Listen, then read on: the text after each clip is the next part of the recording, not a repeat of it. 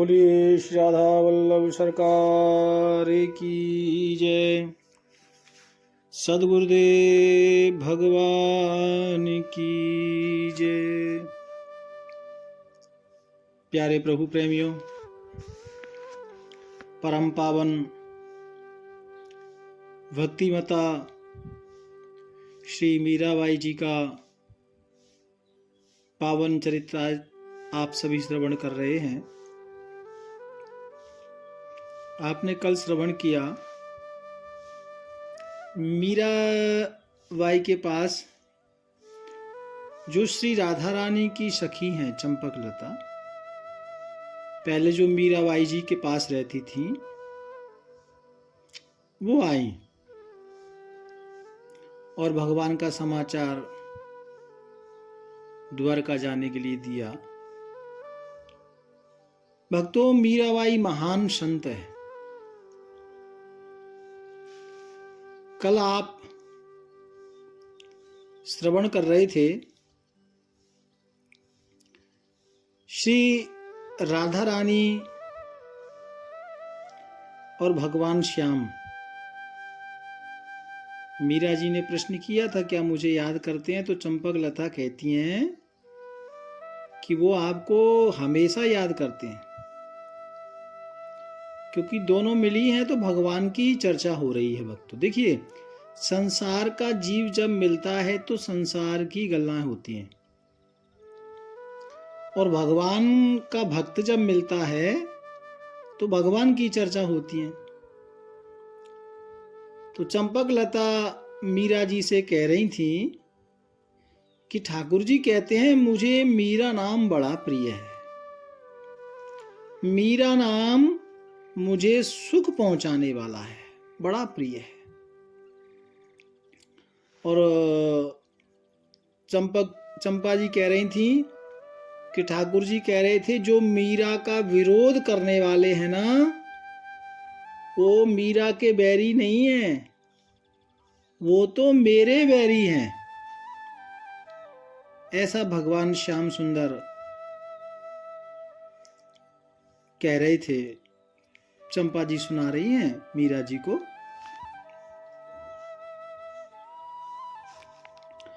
तो जब मीरा जी ने ये शब्द सुना तो मीरा जी चौंक पड़ी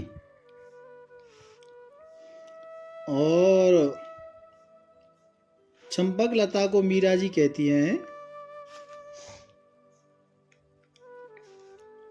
कि जो मेरा विरोध करता है वो ठाकुर जी उसका विरोध करते हैं, ठाकुर जी को अच्छा नहीं लगता। चंपा कहती हैं ठाकुर जी कहते हैं कि जो मेरे भक्तों का विरोधी है वो मेरा विरोधी है। प्यारे भक्तों, चंपा जी कहती हैं ठाकुर जी कहते हैं कि जो भक्त का विरोधी है वो स्वतः ही मेरा विरोधी बन जाता है, और ठाकुर जी उन पर नाराज होते हैं। लेकिन मीरा जी ने कहा, बहन वो तो बेचारे अनजान हैं, अबोध हैं, और प्रभु तो दया के पात्र हैं। मीरा जी ने कहा कि मेरी तो यही इच्छा है कि ठाकुर जी उन पर कृपा करें, जिन्होंने मुझे सताया है। मेरे श्याम सुंदर उन पर भी अपनी कृपा करें, उन्हें भी अपनी कृपा का पात्र बनाएं। भक्तों, मीरा जी का भाव आप समझ रहे हैं? देखिए, भक्ति करने का मतलब ये नहीं है कि आप किसी को दुआ बद्दुआ पल पल देते रहें, है ना। ये बड़े भाव से इसका मतलब जानना है, समझना है। मीरा जी ने कभी किसी के लिए बुरा नहीं चाहा। आप भगवान का भजन करते हैं तो किसी के लिए बुरा नहीं चाहना। ठाकुर जी की सेवा मीरा जी करती हैं। लोग कितना कितना मीरा जी को सताते हैं, लेकिन उसके बाद भी मीरा जी ने कभी ये नहीं कहा कि ठाकुर जी इनको कष्ट देना या ठाकुर जी इनका बुरा करे, ऐसा नहीं था। मीरा जी तो चंपा से भी कह रही थी कि ठाकुर जी से कहना कि उन पर क्रोध ना करें, वो तो उनके अनुयायी हैं, कृपा के पात्र हैं, आप तो दयानिधि हो, उन पर भी कृपा करना। ऐसा निवेदन मीरा जी कर रही हैं चंपकलता के सामने। तो चंपा हंसने लगी, कहा मीरा का स्वभाव ही ऐसा ही है, वो अपना समदर्शीपन भूल जाते हैं मीरा। लेकिन विरोध करने वाला कोई भी हो, मीरा जी कहती हैं कि मेरा हित ही उन्होंने किया, क्योंकि विरोध करने से और मेरी दृढ़ता बढ़ गई थी। जब वो विरोध कर रहे थे ना, तो मेरी भक्ति और बढ़ती जा रही थी। तो उन्होंने तो मेरी भक्ति को प्रबल किया। दुख देने वाले उन्होंने मेरा भला किया, और दुख नहीं होगा तो प्रभु में मन कैसे लगेगा। देखो मीरा जी का भाव, कहती हैं दुख आया तो मेरी भक्ति बढ़ी। बोलो वो तो अच्छे बंदे हैं जिन्होंने मुझे दुख दिया और मैं भगवान की भक्ति में और ज्यादा लग गई। देखिए भैया, ये सोच की बात होती है ना। दुख में सुमिरन सब करें, सुख में कर ही ना कोई, और जो सुख में सुमिरन करें तो दुख काहे को होए। मीरा जी कहती हैं कि उन्होंने तो मेरा भला किया, मतलब आप समझ रहे हैं, मीरा जी ओ चित्तौड़ वासियों के लिए चंपा जी कहना चाह रही थी, और मीरा जी भी कहना चाह रही थी कि उनको मेरी वजह से कृपा करके कोई कष्ट ना दिया जाए। यही भाव था इसका। प्यारे प्रभु प्रेमियों, चंपा मीरा जी से कहती हैं कि नहीं, ठाकुर जी के यहाँ तो एक नियम है। ठाकुर जी का नियम यह है कि जो भगवान के भक्त को कष्ट देता है, भगवान उससे नाराज रहते हैं। और मीरा जी कह रही हैं कि नहीं, जो हमको कष्ट देते हैं वो तो हमारे पापों को काटते हैं। अब दोनों श्री गिरिराज तलेठी में, गोवर्धन महाराज में, ये दोनों ही चर्चा कर रही हैं सत्संग की। मीरा जी कहती हैं कि वो परम हितैषी हैं, इसलिए भक्तों को चाहिए कि और उनका बुरा ना माने। और मीरा जी कह रही हैं कि ठाकुर जी को चाहिए कि उन्हें श्राप ना दे, उनका बुरा ना चाहे। वो तो किसी प्रकार से, किसी न किसी रूप से मेरा सहयोग ही कर रहे थे,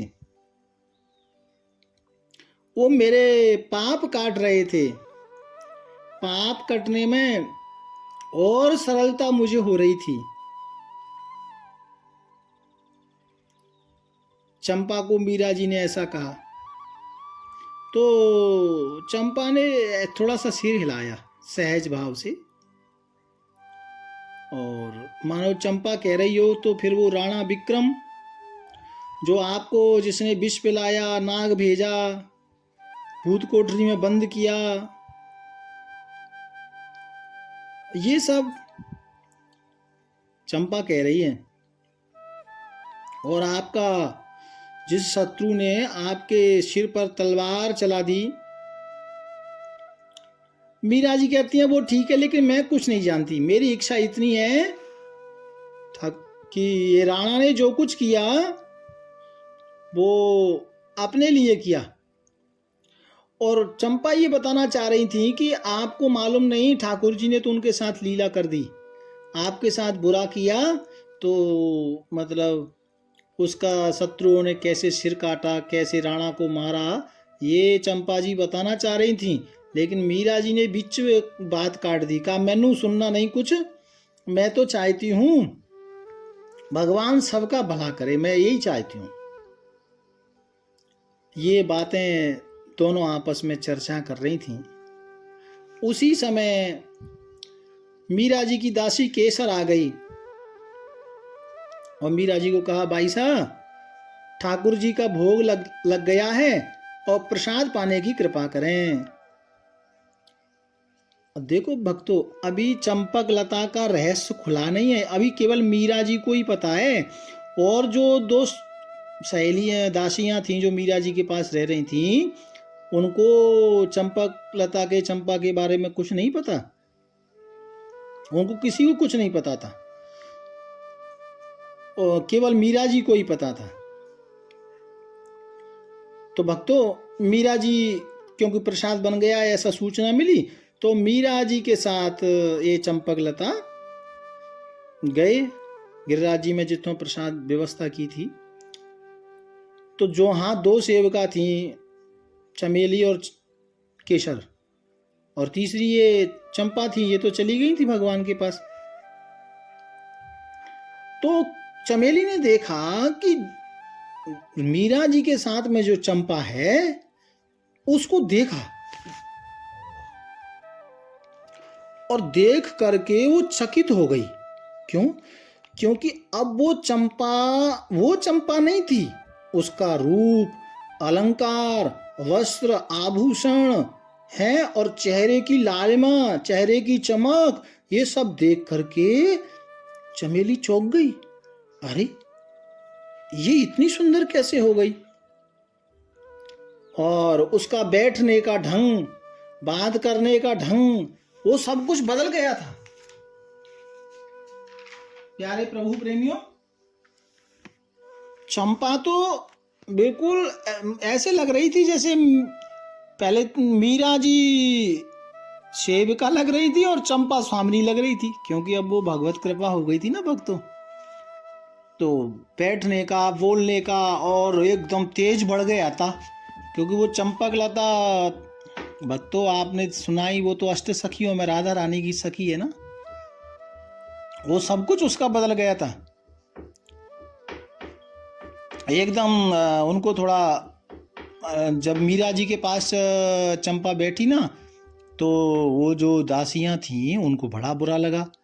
उनको इसलिए बुरा लगा कि देखो ये चंपा कितनी घमंडनी हो गई है, स्वामिनी जी के साथ में बैठ करके एक साथ बैठी है, उनके बराबर पर बैठी है।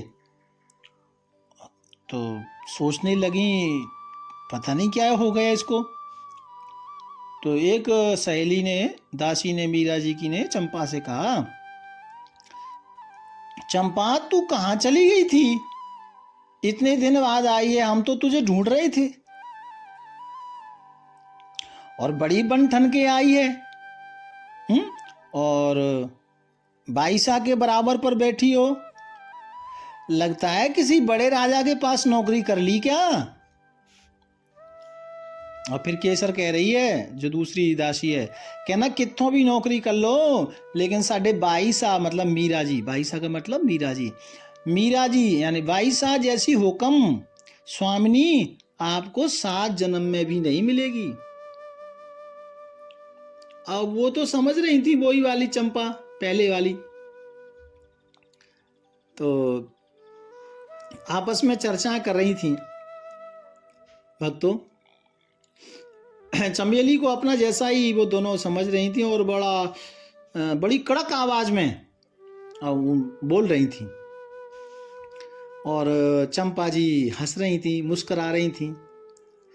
तो चंपक लता ने कहा, केसर, बड़े दिन हो गए ना, तो तेरे हाथ का प्रसाद पाने की इच्छा हुई, इसलिए मैं यहाँ आ गई, और मुझे तेरी याद आ गई।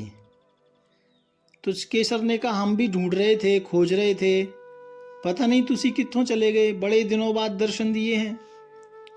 तो चंपा जी हंस रही हैं, क्योंकि वो भोली भाली हैं, समझ पा नहीं रही हैं, उनको क्या पता कि ये भगवान के पास आ गई हैं, भगवान की अष्ट सखी हैं।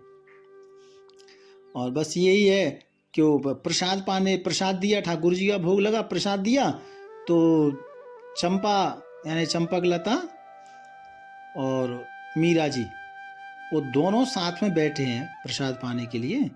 तो बराबर पर बैठी हुई है। इधर मीरा जी के साथ चंपा बराबर पर बैठी है और ये दोनों सखियां देख देख के पागल हो रही हैं कि इसको क्या हो गया। अच्छा, हृदय से तो लग रहा था कुछ गड़बड़ है, क्योंकि चंपा तो भक्तों अब दिव्य सखी है ना, दिव्य है ना, वो तो भगवान के पास रहती हैं तो सब कुछ दिव्य है उनका। वो कोई साधारण स्त्री नहीं थी। तो आली परस ने जब केसर पास में आई, जो दासियां पास में आई, तो चंपा को उन्होंने प्रणाम किया, और प्रणाम किया तो चंपक लता ने वो दासियों को अपने हृदय से लगाया, और जैसे ही हृदय से लगा ना, तो भक्तों चंपक लता का शरीर ने जब जो दासियां हैं उनके शरीर को जब स्पर्श किया तो अलौकिक सुख की प्राप्ति हुई। एकदम करंट सा लगा, उनका माथा घूम गया और ऐसा लगा कि एकदम स्वर्ग 2 सेकंड के लिए पूरा बैकुंठ घूम के आ गए, क्या एकदम शांत सुखमय आनंद की अनुभूति हुई। तो उनको लगा कि ये तो कोई साधारण स्त्री नहीं है, इसके स्पर्श से ही इतना प्रेम, इतना आनंद प्रकट हो गया, ये जरूर, ये तो कोई राधा रानी की सखी है। चरणों में गिर पड़ी केसर, आंखों में आंसू आ गए भक्तों, और वो समझ गई कि जरूर ये श्री किशोरी जी की पावन कोई सखी है। चरण पकड़ लिए केसर ने चंपकलता के, तो चंपा ने हंस के उसको उठाया और गले से लगा लिया और कहा, अब बस ज्यादा नहीं, मुझे बड़ी जोर की भूख लगी है और जल्दी से मुझे ठाकुर जी का प्रसाद दो। भक्तों, चंपकलता के चरणों में प्रणाम करते हुए और जो और दासियां थी, 2 दास थे, उनने सबने मस्तक रखा, प्रणाम किया। अभी भी ये लोग चंपा जी को पहचान नहीं पा रहे हैं। कितने दिनों तक तो मीरा जी ही चंपकलता को नहीं जान पाई थी। आपने सुना ना, बचपन से चंपकलता मीरा जी के साथ थी, बचपन से, लेकिन मीरा जी को वृंदावन में आके पता लगा कि चंपा कौन है। तो ये दासियां भी नहीं समझ पाई, सखियां कैसे जान पाएंगी जब मीरा जी को इतने दिन लग गए। तो दोनों सखियां ने चंपा जी से क्षमा याचना की, और जब उनको आनंद की अनुभूति हो रही थी तो क्षमा याचना करने लगी, कहने लगी, हमसे कोई अपराध बन गया हो तो हमें क्षमा करना। और तो चंपालता ने दोनों सखियों को आशीर्वाद दिया कि आपका जीवन सफल हो, ठाकुर जी आपको ऊपर सदा कृपा करें। और जो दासियां थी वो ठाकुर जी का प्रसाद यानी खाना परोस के लाई, बहुत आग्रह किया, प्रेम किया, और मीरा जी और चंपा ये दोनों भोजन प्रसाद साथ पा रही हैं, दोनों साथ पा रही हैं भक्तों। और ये दासियां केसर और ये बड़े गौर से देख रही हैं, तो लेकिन वे सोच रही हैं कि चंपकलता हमारी तरह एक साधारण दासी है, लेकिन ये इतनी महान दासी कैसे हो गई, और राधा रानी की कृपा इनके ऊपर इतना कैसे बरस गई। इतने में केसर ने देखा कि जो मीरा जी है ना, मीरा जी ने चंपकलता की थाली में से, जितों चंपकलता जो प्रसाद पा रही थी, वो थाली में से उनका खाया हुआ भोजन का जो टुकड़ा था ना, वो एकदम से उठा के मुंह में रख लिया। तो क्योंकि वो तो भगवान की अष्ट सखी हैं, तो मीरा जी को तो लगा कि इनका प्रसाद मिल गया मुझे, लेकिन केसर ने वो देख लिया, और केसर सखी मन में विचार करने लगी कि मीरा जी को क्या हो गया, और ये तो इतना इनको प्यार करती हैं, आदर करती हैं, लेकिन ये इनका झूठा खा रही हैं। भक्तों, ये सारा दृश्य देखा, वो तो सोच मन में उनके में कुछ मतलब ये तो है कि ये कुछ ना कुछ गड़बड़ है। खैर, अस्तु प्रसाद पाया है और चंपकलता ने मीरा जी को सखियों से विदाई ली, कहा मैं जाना चाहती हूँ। तो मीरा जी कुछ दूर तक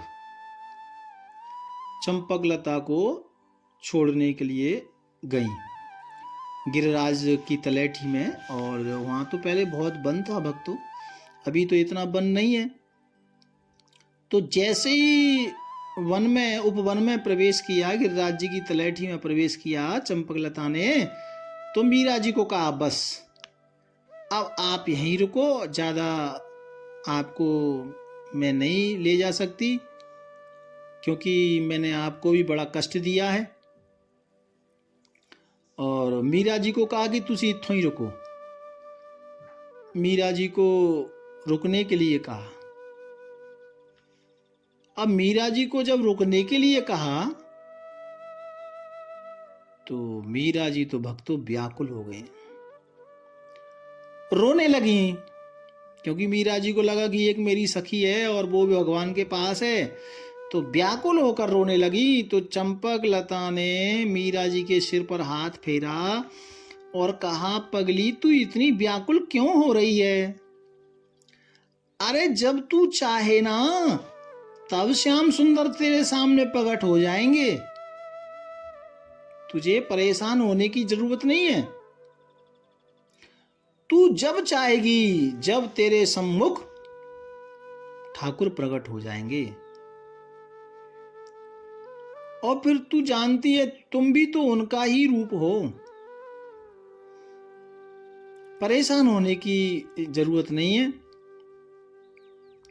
और इस तरह से चंपा जी ने मीरा जी को समझाया और सघन वन में वृक्षों में चंपकलता ने प्रवेश किया, अंतर्ध्यान हो गई। भक्तों, इधर जो मीरा जी की दासियां हैं ये सब देखकर चकित रह रही थी और ये आपस में गल्लाएं कर रही थी। हम लोग तो अपना जैसा ही समझते थे चंपा को, लेकिन इनका तो अलग ही रहना सहना, अलग ही हाव भाव। और वो सोच रही थी कि चंपकलता बचपन से हमारे साथ हैं। जब ये 6 वर्ष की थी चंपा, तो 6 वर्ष की जब चंपा थी ना भक्तों, तब ये सबसे पहले मीरा जी के महल में एक केसर को, मिथिला को, जो दासियां थीं, चमेली को, ये सबको ये बचपन में चंपकलता का दर्शन हुआ था या मिली थी।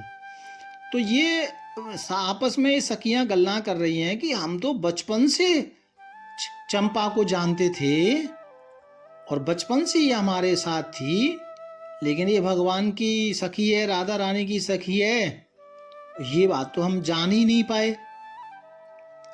भक्तों, ये जो चंपकलता है ना, ये भगवान की कृपा से, राधा रानी की आज्ञा से 6 वर्ष की उम्र में मीरा जी की सेवा में आ गई थी।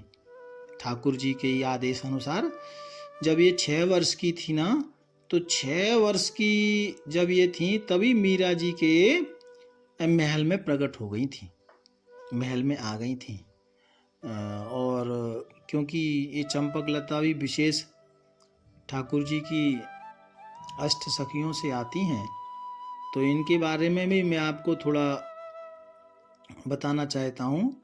जब मीरा जी की उम्र थी ना 7-8 वर्ष की, तो ये मीरा जी के महल में छोटी छोटी बच्चियाँ, कुड़ियों का ना ऐसे खेल रही थी और भोजन प्रसाद हो रहा था। तो भोजन प्रसाद जब हो रहा था, उसी समय ये चंपकलता मीरा जी के महल में छोटी छोटी कुड़ियों के बीच में, बेटियों के बीच में ये प्रकट हो गई थी। प्रकट हो गई थी कि तो कहीं जन्म नहीं हुआ था चंपकलता का, उनके बीच में ये प्रकट हो गई थी बचपन से ही। और बचपन में फिर जब ये प्रकट हुई तो उस समय मेड़ता में मीरा जी रह रही थी अपने दादाजी के यहाँ, माता पिता के यहाँ। तो सबसे पहले देखने में आया कि जब सब सखियों ने सबने चंपकलता को देखा था ना, तो ये बड़ी सुंदर थी बचपन में, क्योंकि वो तो राधा रानी की सखी हैं तो सुंदर तो है ही। तो वो सब छोटी छोटी दो बच्चियां थी, वो सब ने देखा, जो महल के दास दासियां थे उन सब ने देखा, तो ये बहुत सुंदर थी चंपा जी। सब सबने सोचा किसी राजा की बेटी हैं, और किसी दूसरे या फिर किसी दूसरे राजमहल की कोई सेविका की बेटी होंगी, ऐसे तरह तरह से लोग सोच रहे थे प्यारे भक्तों। और इन सखियां, छोटी छोटी सखियां पूछ रही थी चंपा जी को, तुम कहाँ से आई हो, तुम्हारा नाम क्या है। और इस तरह से वो बहुत बहुत प्रश्न कर रहे थे चंपा जी को। लेकिन चंपा जी को जब ज़्यादा प्रश्न किए ना, तो चंपा जी ना रोने लगी।